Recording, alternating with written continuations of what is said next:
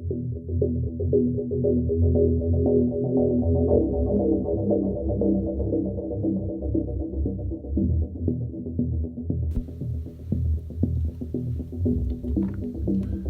don't know how long we were on that ship. It felt like days, but we finally arrived at our destination. They brought us all onto a small island, barren from what I could see and made entirely of jagged rock. I feel weak with hunger, so much that it's hard to stand. I forced down a yum-yum bar while on that ship. That was many hours ago, though, and I don't know if I'll ever eat again. That disgusting bar, hurriedly devoured in the dank bowels of a cargo ship, might have very well been my last meal.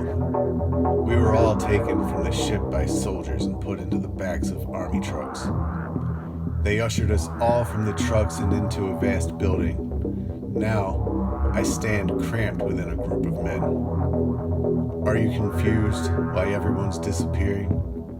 We're all disappearing here, says a man next to me. He's probably about my age, around 30 or so. He's thin, frail, and scarred over his face and chest. He's been standing next to me for hours. I didn't notice. I didn't. I've been fixated, awaiting my own personal Armageddon. I didn't notice groups of us being escorted away. Having come back into the moment, I take in my surroundings. This place we're in reminds me of an aircraft hangar.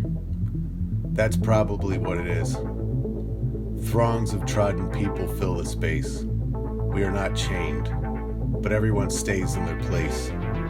We are grouped together in clusters of a few dozen or so and separated from the other groups only by lines painted on the concrete floor. The lines form squares. We all stay within our squares. Scarcely a person moves. My square is painted in red. It's crowded inside my red square, but there is only one man between me and the red line. I can see that the painted line across from where I stand is green. There's a space between my red line and the adjacent green line, which creates a path. Armed soldiers in full body armor walk up and down the aisle. On either side of them is a sea of tortured humanity. An arm shoves me from behind as it thrusts past. I turn around to a soldier who is pushed into the crowd to grab the scarred man next to me. The man is pulled out of the group by the soldier. I watch as he is taken to a different group. He is moved to a green square. I turn in the direction of a woman's voice. I can't make out her words, but she is clearly pleading. Nearly everyone ducks into a huddle at the sound of the gunshot. As they do, I can see the woman's body crumpled to the ground and the soldier standing before it. He is lowering his rifle. Her square was green. Two soldiers grab the body by the arms, but I don't see them drag it away. Two columns of soldiers come stomping up the aisle from opposite directions. They start pulling us out of our squares.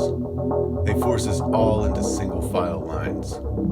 Those of us from red squares face one way down the aisle. Those from green face the other.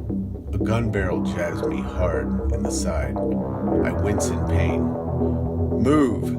shouts the soldier who jabbed me. I catch the eye of a marching man in the adjacent line.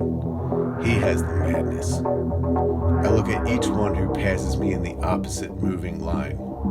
Each one of these people has the madness, is otherwise ill, feeble, or already close to their end.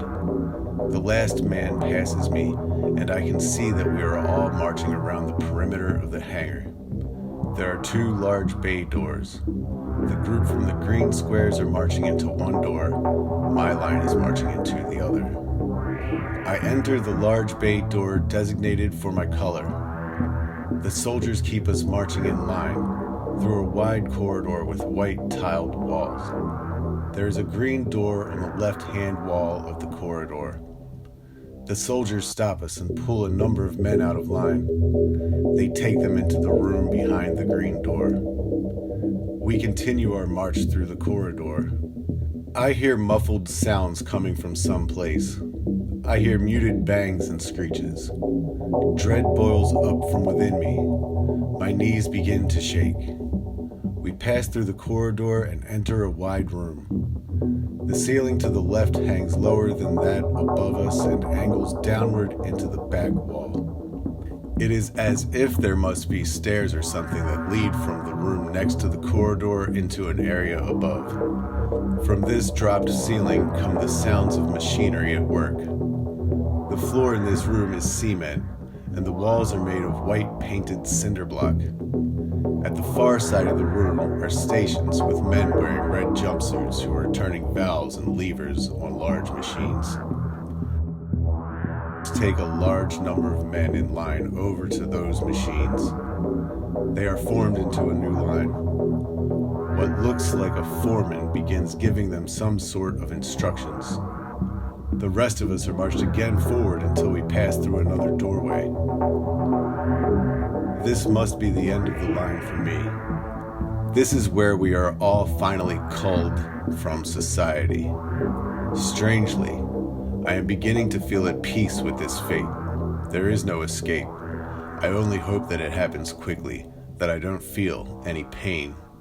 Whatever comes after death cannot be worse than what this world has become. The sounds of the machines working become ever louder as I pass through the doorway. I have entered some kind of factory. We all now stand shoulder to shoulder while soldiers order us individually to follow foremen who come to collect us. As this goes on, while I wait for my end, I notice a long conveyor belt in the near distance behind the soldiers who bark their commands. Traveling along the conveyor belt are what look like piles of meat. As I look up, I can see a chute from where the meat falls onto the conveyor belt. My head begins to swim as I see a mangled arm fall from the chute. It plops onto the conveyor belt, along with a mass of indistinguishable gore. The soldier shouts, "Pay attention."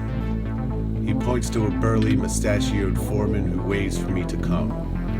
My legs don't want to move, but I somehow approach him. He grabs me tightly by the arm and pulls me along. He walks me through the factory, past the conveyor belts.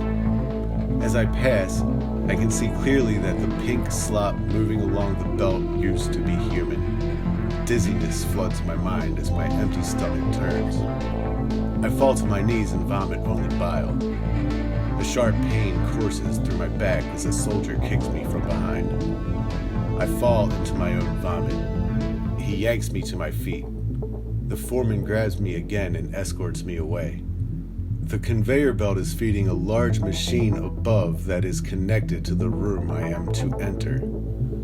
The machine bellows a heavy chunk, followed by a deep clunk. The terror of this place is too much for my sapped senses. The foreman brings me over to another conveyor belt. There is a machine above that drops little light brown bricks into a deep and wide receptacle in the front of the belt. They are piling up into a growing mound. There is a metal surface between the moving belt and the receptacle that the bricks are beginning to tumble onto. It is as if a fog has invaded my mind. I cannot really piece together what is happening. The foreman points to a stack of flattened boxes beneath the conveyor belt in front of me. You take one of those from the stack, he says. Unfold it and fit the flaps together. It'll make a box.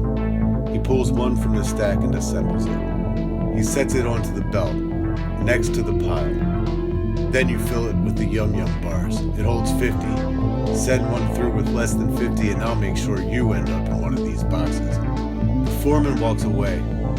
I pick up one of the bars, the staple of the underclass diet. I find myself craving death, my dark, cuckolding mistress. I am her awaiting paramour. This is no way to die. This is no way to live. I begin placing the bars into the box.